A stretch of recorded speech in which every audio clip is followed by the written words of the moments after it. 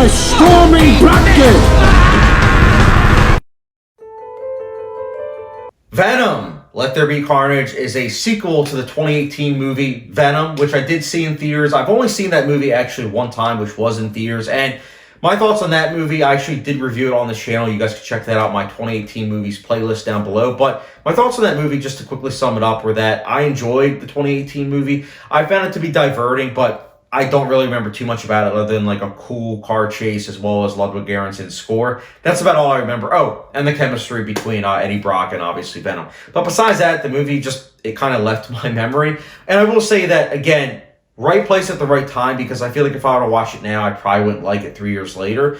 And I wanted to kind of preserve that experience again, because again, I know myself. I know I wouldn't like it if I were to watch it now. And I say all this to give you guys a little bit of background information on me going into Let There Be Carnage, because Let There Be Carnage was, truth be told, a movie I was not looking forward to. I wasn't. In my eyes, I was like, why is this movie getting made other than, hey, we want to get Carnage on the big screen? And don't get me wrong, Carnage I think is really cool. Like, I still remember the character, like, in the animated series and everything, and just, like, a little bit of the comics I read when I was really, really young. I remember thinking to myself, Carnage is really cool and everything, but we never really got to see him until, obviously, now on the big screen, played by, obviously, Woody Harrelson. And I gotta say that this movie is very disappointing. Even though I didn't have any expectations going into it, I still found myself to be disappointed. Like, I was kind of baffled, honestly. But I'll get to that in the negatives, because there are positives. It's not a complete train wreck of a movie. The first thing I wanted to talk about is, again, Eddie Brock and Venom. Their chemistry together is amazing. Really enjoyed their chemistry on screen. They also have a moment or two that did actually have me laugh.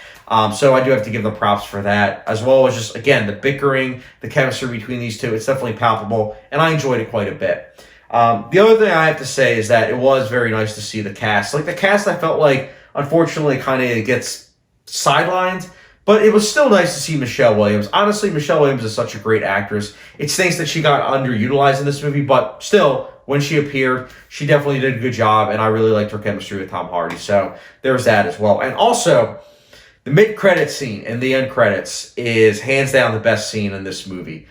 I thought that personally was kind of predictable, but it was like the good kind of predictable. Like, you're watching it with an audience and you see that scene and you say to yourself, okay, so Sony does kind of have a plan. Nice. They kind of came to terms with Disney. Nice. Not going to spoil anything, but it made me kind of happy because I see for myself, this means that this character will be able to possibly be in other stuff. And that makes me happy because this is a mess of a franchise. The Venom franchise is a mess, and it definitely needs to be deterred a little bit, I think, personally.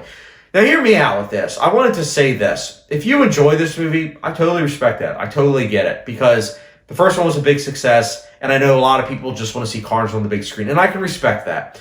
But for me, I'm just looking at it from the filmmaking perspective, as well as just the entertainment perspective, and I wasn't entertained by this movie, and I thought the filmmaking actually was amazingly shoddy. Like, I really did not like the cinematography, and I was kind of blown away, too, by that, because Robert Richardson did the cinematography. The same cinematographer who did Django Unchained, Hateful Eight, Hugo. He's a great cinematographer. He's an Oscar winner cinematographer, so it just baffled me. But I will say it wasn't necessarily the camera movement or the camera angles. Those were fine. It was more of like the color palette. Like, the color palette literally looked like someone jerked off a rainbow, but like not even like a nice looking rainbow. It was more of like a rainbow of like all the kind of colors. And that's just what this movie looked like. It was like Hot Topic jerked off literally onto the screen, onto the audience. And it's like, ugh. So that's just my opinion, of course. And I think that also has to do with the meshing of the CGI.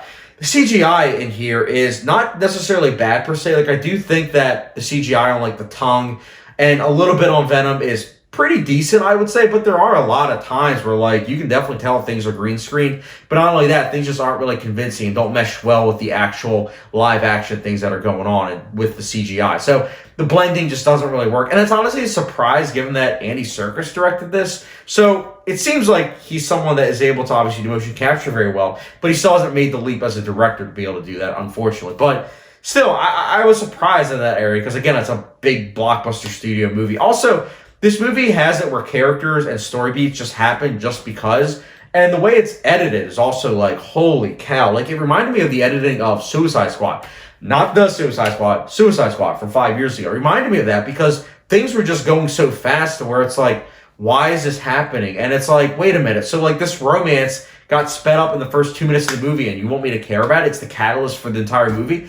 Just didn't buy it, unfortunately. Like, I wish that I did. I wish that the villain was compelling. I wish that Carnage I actually cared about. But I didn't. I found myself really kind of lacking and just sitting back and saying to myself, wow, like, what is going, why? What? The action scenes are also, I have to say, kind of dull. I was surprised about that. Not necessarily badly choreographed, per se, but they just didn't lack that urgency. They really lacked that urgency, I should say. And it just, again, a baffling experience, for sure.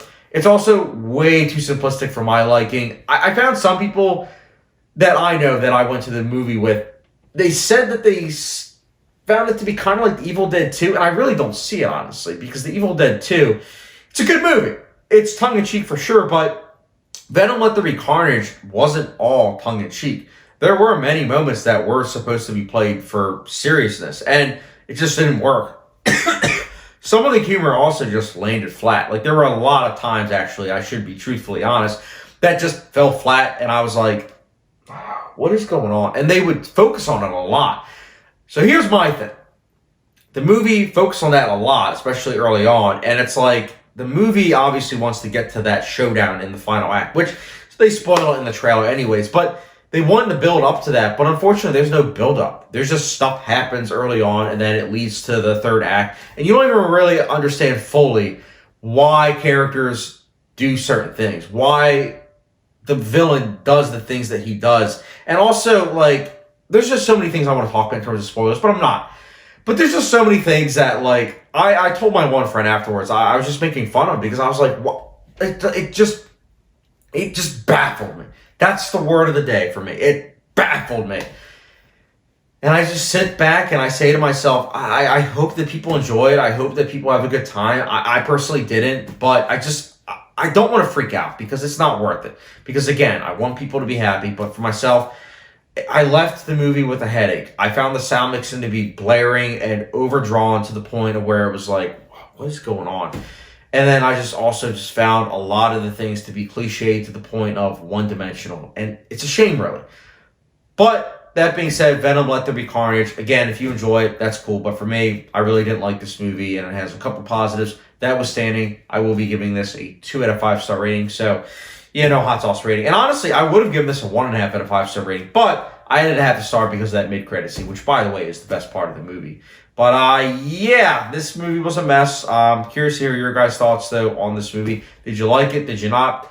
Let me know your thoughts in the comment section below. And as always, don't forget subscription, notification bell, and I'll catch you guys later.